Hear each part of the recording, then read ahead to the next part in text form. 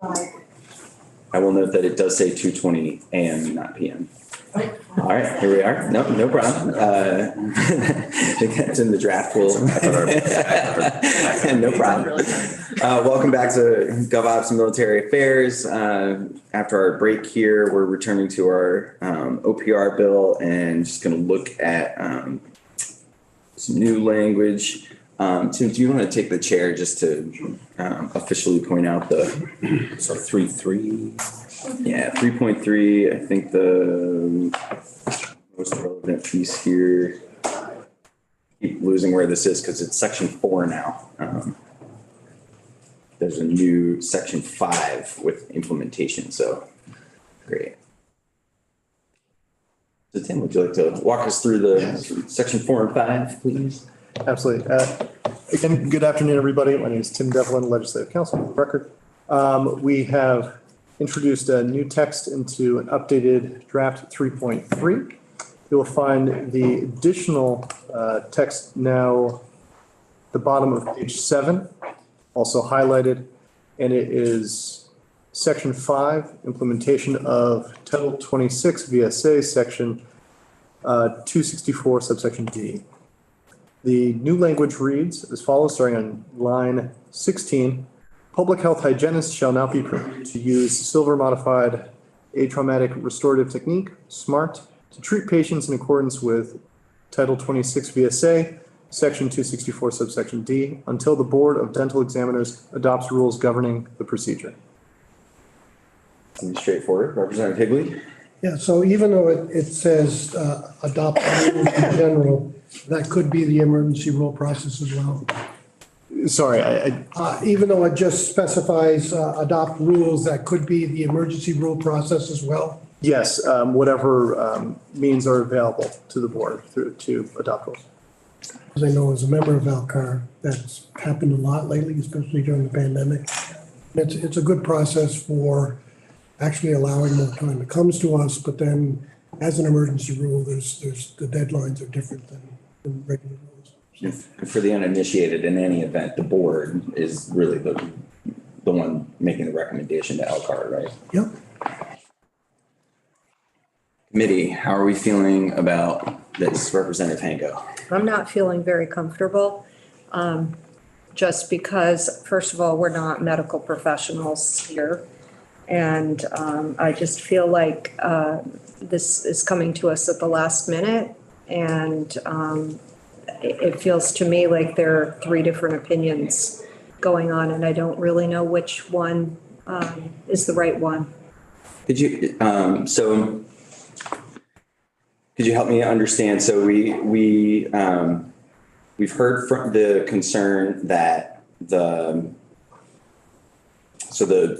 I think the general concern about the process, which I want to acknowledge, this wouldn't be ideal, but also want to sort of square that with this sometimes happens in the legislature because we only have limited numbers of vehicles. But the implementation was designed to address what I think was the most urgent concern around making sure that the board has the opportunity to take this up before this new scope of practice is really undertaken by hygienists. So I'm wondering if you're thinking that we haven't resolved the issue. Well, and just to add to that too, so the rulemaking process involves the public in a big way as well, with the public's input. There's usually public hearings. So again, I think anybody and everybody that wants to weigh in will through that process as well, not just the board. I guess being a new member of this committee and understanding how those things work, I'm just not comfortable yet with that. I don't really have a whole lot of confidence in the rulemaking process as I've seen it played out in various agencies and boards. I feel like we give a lot of control to those entities that don't have the expertise in these areas. So I think, and maybe Representative Higley, you could help me with this, having been on Gov.Ops with more tenure than I have. The boards we're talking about here with OPR are the professional that have the expertise. And so I think the biggest hesitation that we heard from the Dental Society, from Dr. Reyes, was when Dr. Reyes said you're putting the cart before the horse, what he was saying was make sure the board's the one saying what the specifics are when hygienists can actually use this procedure. I want to and acknowledge right on the record, we are not. We have no business here as a citizen legislature doing that, but they, because of the opportunity for the House and the Senate to look at broadly when we're expanding the scope, they want to come to us and say, will you give the board the authority to adopt rules in order for hygienists to move into the practice of this dental treatment? As Lauren said to us, we get this sort of overarching ability to hold this conversation here, but the specifics of it, we don't have the expertise. I want to totally validate that. Yeah, so I think just in a day and a half to be able to give that authority even, I don't feel comfortable giving that authority, learning in, just short testimonies from people that we're going to give the authority to expand the scope of practice from dental hygiene into dentistry. To me, that's akin to like a physician assistant suddenly being allowed to be expanded into what a medical doctor does. So let me just allow Representative Murwicki, who's been patient, to weigh in. Sure. And we'll... Yeah, well, I agree with Representative Hango that we are not experts, and rarely are we. No matter what committee, what field we're in. But it was several years ago that we commissioned the bill that created the position, the mid-level practitioners for I forget the title now, but this is not a new concept here. And we depend on the expert testimonies, and I believe we heard it here. So I'm comfortable with moving forward with this, and especially in light of how hard it is to find practitioners now, and which is why we went that route a few years ago. But that the whole process of standing up the education for that, and as Representative Higley pointed out, that this is just the start of process too. But I think it's a door to open, and I'm ready to vote. Representative Waters, I think you have your hand up. I was wondering if it would be helpful to have a very brief understanding of how the process works of the board creating those roles, because then maybe that would alleviate some of the concerns about. Do you feel like you might be able to assist us with that? And if Tim, if you want to stay up just in case we are doing wordsmithing, I'm sure Lauren wouldn't mind sharing the stage with you, as it were. While she's taking her seat, I would appreciate just if you all understood that I specifically heard 3 different versions of this. One saying it's a good thing to do, another saying that it wasn't a good permanent thing to do, and another one that was kind of neutral on it. So that's where my confusion comes in. We heard from 3 witnesses and I got 3 different messages from them.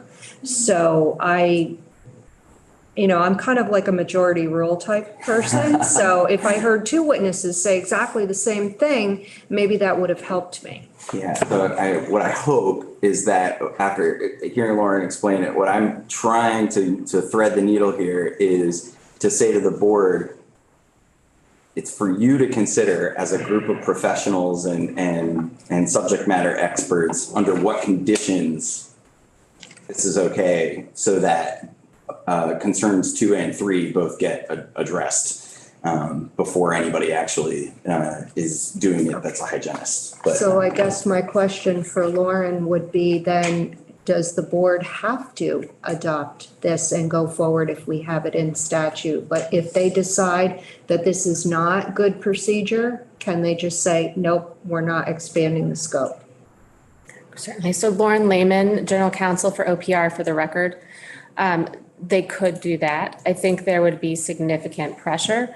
So the beauty of the board structure is that it is composed of several dentists several dental hygienists, a dental assistant, and 2 public members. It's a 9-person board. And what this would do would authorize them to do rulemaking, and then the provision of the service would be subject to those rules. So this authority to do rulemaking could control supervision, and how it's implemented in what settings or in what clinical needs are, where it could be, where it's called for. It could very much drag its feet and try not to adopt those rules. I think we have attendance every month by the oral health. I believe, do you have a board member spot? Do not. So the Vermont Department of Health Oral Health Division attends the board meetings regularly, as does the Vermont Society of Dental Specialists. And so we have a broad coalition there, and we have robust discussions there when they do meet. So if they were to drag their feet, I'm pretty sure Dr. Eckernott would be there. Other folks would be there. But that's a place where this robust discussion with the experts in the field would occur.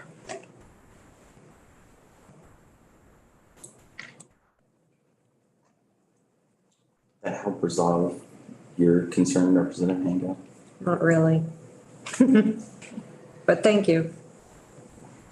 I'm just concerned because we've heard from a number of entities who said, who say that they have rulemaking authority, but they haven't bothered to make the rules. So they didn't see a need to make rules. So I think that if you're comparing this to the Attorney General's rulemaking authority over fantasy sports, we're in a totally different. No. I'm thinking about other things from other committees that, committee hearings that I've been on in the past. It seems like there are entities that are supposed to do rulemaking and they just haven't done it. So yes, I guess Attorney General did say that the other day here, but. Representative Higley and then Well, if I could just alleviate some of your pain with this, though. Again, if they choose not to do the rulemaking, it's not going to happen. So that's the safeguard in my mind. That's fine. Okay, I think that's what I was trying to get at. So if they choose not to, and if they choose to, it's a democratic process because there are a number of different types of individuals practicing different things that are, that's fine. As long as if rulemaking doesn't happen, but this is in statute, it doesn't go ahead. Correct. Okay, if that's correct. That is correct. That's that new language that implements. Yep, I'm good, thanks. Okay. Any other thoughts about the hygienist piece? What I'd like to try to do is do a quick walkthrough and just see if there are any other areas. I think we resolved the questions from yesterday in draft 3.2. Now we have 3.3. So I was going to have Tim just give us a walkthrough just to make sure we've got the bill and where we need it to be. And barring any surprises, I'd like to get this particular thing off of our plate so that we can. Do you want me to step away? Yeah, if you're, and if something else comes up, Lauren, if you don't mind sticking around, that'd be great. I think we're closing in on it here. Thanks, Tim. Very welcome. And just to confirm, a line by line walkthrough, correct? Or? Yes, yeah, and we can do it on the parts that we haven't changed anything in the last couple of drafts. We can do that at a very brisk pace. Okay. So let's see, the substance of the bill begins on page 2, starting with section 1. The reader assistant heading here, just to provide some context here, is the Office of Professional Regulation. And this is to their overall powers. There's, I believe, 2 sections here. And also by making changes here, it affects all professions that are regulated by OPR. So starting with section 1 on line 3 reads, Title 3 VSA, section 129 is amended to read, Section heading 129, powers of board or of director and advisor professions, discipline process. E1, when a board or the director in the case of professions that have advisor appointees intends to deny an application for a license based on the applicant's past or current unprofessional conduct or based on ongoing investigation of the applicant in Vermont or elsewhere for unprofessional conduct, the board or director shall send the applicant written notice of the decision by certified mail. The notice shall include a statement of the reasons for the action and shall advise the applicant that the applicant may file a petition within 30 days after the date on which the notice is mailed with the board or the director for review of the board or director's preliminary decision. Subsection A, in line 17 reads, at the review hearing, the applicant shall bear the burden of proving that the preliminary denial should be reversed and that the license should be granted. Subsection B on line 20. After the hearing, the board or director shall affirm or reverse the preliminary denial, explaining the reasons therefore in writing. New subsection 2, subdivision 2, begin at the top of page 3. The decision of the board or the director in the case of professions that the advisor appointees, The decision of a board or the director in the case of professions that have advisor appointees to deny an application for a license based on a finding by the board or the director that the applicant has not fulfilled the qualifications or met the standards required for licensure shall be a final decision of the board or director. New subdivision under that. Upon such a final decision by the board or the board or director shall send the applicant written notice of the decision by certified mail. The notice shall include a statement of the reasons for the action and shall advise the applicant that the applicant may appeal the decision of the board or director to deny the application by filing a notice of appeal with the director, who shall assign the case to an appellate officer. Additional subdivision B. Appeals of the decisions by the board or director to deny an application for licensure based on the qualifications of an applicant shall be conducted in accordance with Title III VSA, Section 130A. The record in the appeal shall include the applicant's application for the professional license, the written notice of the decision to deny the application, and any other materials established in rules adopted in accordance with Title III VSA, Chapter 25. Then we omit some subsections and skip down to subsection 9, subdivision 1. A board may designate a hearing panel consisting of less than a quorum of the board to conduct hearings that would otherwise be heard by the full board. The hearing panel shall consist of at least 3 members, including at least 1 professional member of the board and at least 1 public member of the board. No member of the hearing panel shall have been a board member who was assigned in accordance with subdivision C3 of this section to assist the office investigators and prosecutor in relation to the investigation and prosecution of the matter being heard. The director shall establish by rule the process for designating a hearing panel. New subdivision 2. If there is an insufficient number of board members to serve on a hearing panel by reason of disqualification, resignation, vacancy, or necessary absence, the director may appoint ad hoc members to serve on the hearing panel for that matter only. New subdivision 3. If a board is unable to convene in a timely manner to hear a disciplinary matter or to appoint a hearing panel, the director may designate a hearing panel to hear a matter that would otherwise be heard by the full board. If the director appoints a hearing panel, the director shall follow the requirements of subdivisions 1 and 2 of this subsection. New subdivision 4. The hearing panel shall be designated solely upon request and decision of the board or the director and in accordance with the subsection rules adopted by the director in accordance with Title III VSA Chapter 25. I'll pause there before going on to section 2. This is the language we've seen a couple of times. We're good on section 1. All right, please continue. Okay. Subsection 2. Title III VSA, Section 136 is amended to read.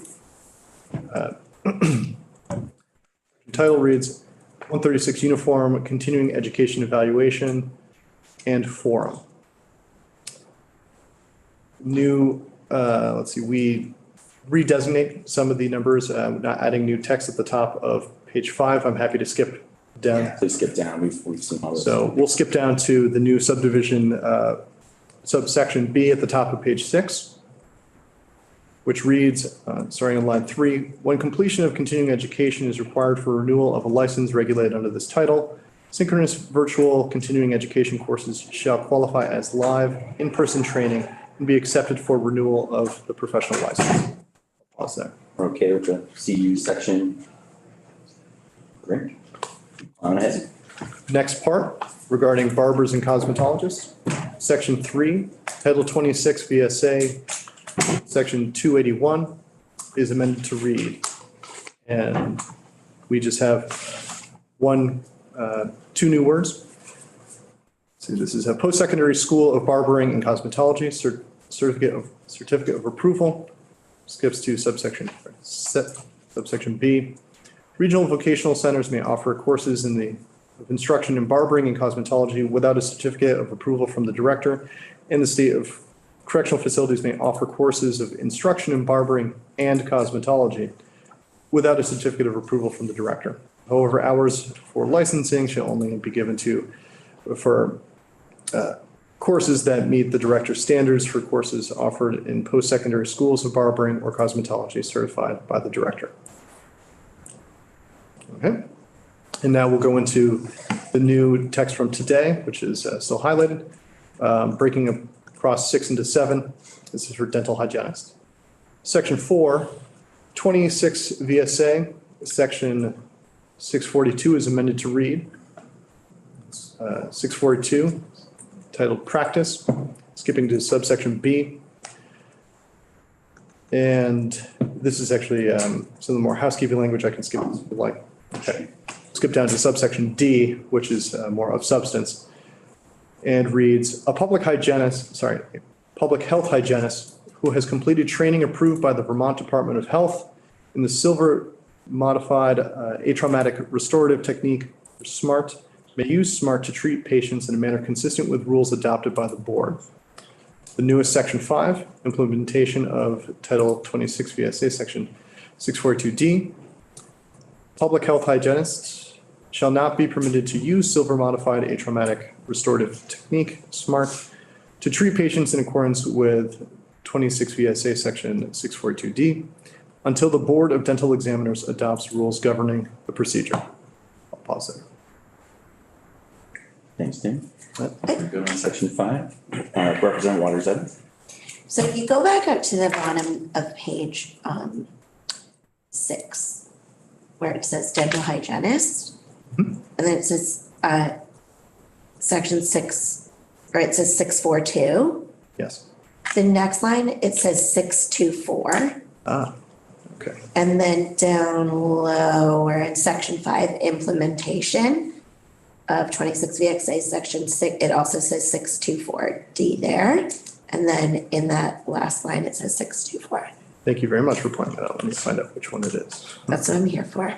I want to say thank you to our editor and former journalist on the committee, and also that this was the part that we asked him to do on the fly. Oh, yeah. Just now, so. Well, when he was reading it, he was saying 642, but it just been 624. It is indeed 624. Thank you. So section 4 will be updated to reflect that. So section 4. So we'll just kind of. I don't think we would have any issue moving the bill language with this draft with that kind of Scribner's error, right? We'll have to go through final editing anyways, so that would be the best to rectify. We'll flag that for the editors in the final. Thank you very much, Shay. Representative Waters. I can't help myself. No, please. Engage in that way. Yeah, do that. All day, every day. Yeah, like that notary's reference was because nobody did that whenever that was last taken. And here we are. All right, Tim, please continue. The next part regards osteopathy. This is section 6 and breaks across 7 into 8. Title 26 VSA, Section 1836 is amended to read, Section 1836, biennial renewal of license continuing education. A1, new subdivision 1. A license issued under this chapter shall be renewed every 2 years upon application, payment of the required fee, and proof of completion of required continuing education. Failure to comply with the provisions of this section shall result in the suspension of all privileges granted to the licensee beginning on the expiration date of the license. New subdivision 2. A license that has lapsed shall be renewed upon payment of the biennial renewal fee and the late renewal penalty. Subsection B now reads, the director may adopt rules necessary for the protection of the public to assure that the applicant whose license has lapsed or has not worked for more than 3 years as an osteopathic physician is professionally qualified for the license renewal. Conditions imposed under this subsection shall be in addition to the requirements of subsection A of this section. Subsection C now reads, as a condition of renewal, a licensee shall complete a minimum of 30 hours of continuing medical education during the preceding 2 years, during the preceding 2-year period. The 30 hours of continuing medical education shall meet the requirements established by the board by rule. I'll pause there. Good. We heard some pretty positive testimony from folks representing osteopathic physicians yesterday. All right, keep moving ahead. Okay. We now transition to the part about pharmacy. Section 7. Title 26 VSA Section 2022 is meant to read, and this is titled definitions.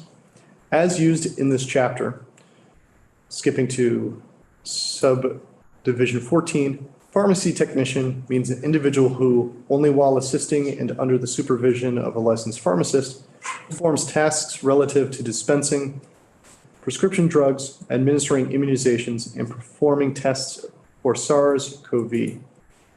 Pharmacy technician shall administer immunizations and perform tests for SARS-CoV in compliance in accordance with sections 2024A, with section 2042A of this title. Moving on to subdivision 21, self-administered hormonal contraceptive means a contraceptive medication or device approved by the U.S. Food and Drug Administration, and that prevents pregnancy by using hormones to regulate or prevent ovulation, and that uses an oral, transdermal, subcutaneous, or vaginal route of administration. I'll pause there. That just captures subcutaneous in the list for the depot piece that comes next, right? Yes. Any other questions? Moving on. Section 8, 26 VSA, Section 2023 is amended to read Section 2023 clinical pharmacy prescribing, skipping to subsection B. A pharmacist may prescribe in the following contexts, skipping to subdivision 2, state protocol, subdivision A of that. A pharmacist may prescribe, order, or administer in a manner consistent with valid state protocols that are approved by the Commissioner of Health after consultation with the Director of Professional Regulation and the board, and the ability for public comment, skipping to Romanet 5, self-administered hormonal contraceptives, including subcutaneous depot medroxyprogesterone acetate. I apologize for that description. And Romanet. Last time, make somebody medroxyprogesterone. Thank you. Thank you. Medroxyprogesterone. You got it. All right. Yeah, there you go, Matt. And you don't have a biochemistry degree. You gotta break it into 3 words. Please keep going. Romanet 7. For patients 18 years of age or older, vaccinations recommended by the Centers for Disease Control and Prevention's Advisory Committee on Immunization Practices, or ACIP. and administered consistently with ACIP-approved immunization schedules as may be amended from time to time. I'll pause there. Covered this pretty thoroughly. Okay, good. Section 9. Title 26 VSA, Section 2042A is amended to read, and the title of the section is 2042A, Pharmacy Technicians Qualifications for Registration. Skip down to subsection B, which is the new language. On line 8B, pharmacy technicians administering immunizations shall meet the following requirements. 1, hold a registration as a pharmacy technician in accordance with subsection A of this section. 2, hold a current CPR certification. 3, have successfully completed an accreditation from the Council of Pharmacy Education accredited training program approved by the board. And 4, successfully complete 2 hours of immunization-related continuing education approved by the Accreditation Council for Pharmacy Education every 2-year licensing period. Next section C.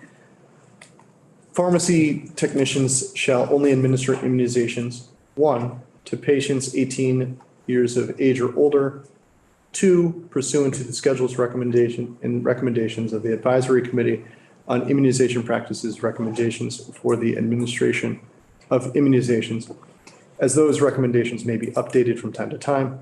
And 3, when a licensed pharmacist who is trained to immunize is present and able to assist with the immunization as needed. Subsection D is a new header, but same substance as was reviewed yesterday. Now reads as follows starting on line 5. D, pharmacy technicians shall administer only those immunizations that, 1, are recommended by the Center for Disease Control and Prevention's Advisory Committee on Immunization Practices, ACIP, and 2, licensed pharmacists are permitted to administer under the state clinical pharmacy protocol as established in subdivision 2023B2 of this title. Next subsection E, but I can pause there if you'd like. Okay. Subsection E reads, starting on line 11, pharmacy technicians performing SARS-CoV tests shall do so only, 1, when a licensed pharmacist who is trained to perform SARS-CoV tests is present and able to assist with the test as needed. 2, in accordance with the state protocol adopted under subdivision 2023B2AX of this title. And 3, in accordance with rules adopted by the board. New subdivision reads, the board may adopt rules regarding the administration of immunizations and the performances of SARS-CoV tests by pharmacy technicians. I'll pause there. You're good. I did ask the speaker if it would be just a few minutes to wrap up our work here, so you can go ahead and take us through the last few sections and we'll see if we're ready. This next part entails audiologists and hearing aid dispensers. Section 10, Title 26 VSA Section 3286 is amended to read. Skip down to the new language in subsection B. In accordance with 21 CFR, Section 800.30, persons dispensing over-the-counter hearing aids as defined in 21 CFR, Section 800.30B, and meeting the standards established in 21 CFR, Section 800.30C through F, including self-fitting air conduction hearing aids as defined in 21 CFR, Section 873.3325, shall be exempt from this chapter. Pause there. Trust that you have those federal code references correct. Anybody? All right, we're good. Okay. And the penultimate section, notaries, section 11. Title 26 VSA, section 5361 is amended to read. The section title is notarial acts in the state, semicolon, authority to perform. Subsection A reads, a notarial act as defined in subsection 530410 of this chapter may only be performed in this state by a notary public commissioned under this chapter. Then the last part effective date, section 12 effective date. This act shall take effect on passage. Great. So committee, does anybody have any qualms or concerns about going ahead and moving this bill off of our plate? All right. I would entertain a motion to move draft 3.3 with the one reference that Eagle Eye Representative Waters Evans Scott. So moved. Representative Hooper has moved draft 3.3, and I will ask the clerk to please call the roll. Representative Byram, Yes. Representative Boyden, yes. Representative Hango, Yes. Representative Morgan, Yes. Representative Cooper of Burlington, Yes. Representative Markey, Yes. Representative Chase, Yes. Representative Waters Evans, Yes. Representative Cooper of Randolph, Yes. Representative Nugent, Yes. Representative Higley, Yes. Representative McCarthy. Yes. 12-0-0. Great. And Representative Nugent has volunteered to be the reporter of this bill, and I'm going to help you with your first report. So thank you very much for doing a bill this big as your first one out. Thank you to everybody for the hard work on this. I know we've got to get up to the floor. So appreciate everybody making time, doing things last minute to try and make this as good as it can be. And I imagine it might have a couple of tweaks when it comes back to us from the Senate. So. But thank you all for the hard work, and we will adjourn for today. We'll see you all